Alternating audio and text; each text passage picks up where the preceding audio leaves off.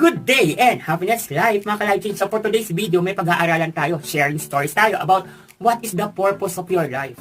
Diba? Yan yung katanungan na tinatanong mo rin siguro sa sarili mo. Ano ang purpose mo sa buhay?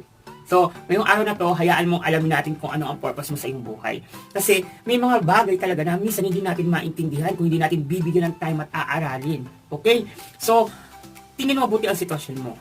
Nakikita mo ba yan? Kung nakikita mo, ano yung mga naiisip mo? So, yung mga yan, makaka-apekto sa purpose mo. Okay? So, we all know na nag-aral tayo, nagtatrabaho tayo, magiging negosyante tayo, magiging tambay tayo, or magiging kung ano man ang gusto mong maging sa buhay mo, yun ang mangyayari. Kasi yun yung ginusto mo, yun yung pinili mo. Kasi, it is our decision, it is our choice, kasi yun yung ginusto natin eh. Kaya hindi mo masisisi yung ibang tao, may kanya-kanya tayong purpose sa buhay, okay? So yung purpose na yan, ang i-aim natin dapat maging mabuti. Kasi yan ang dapat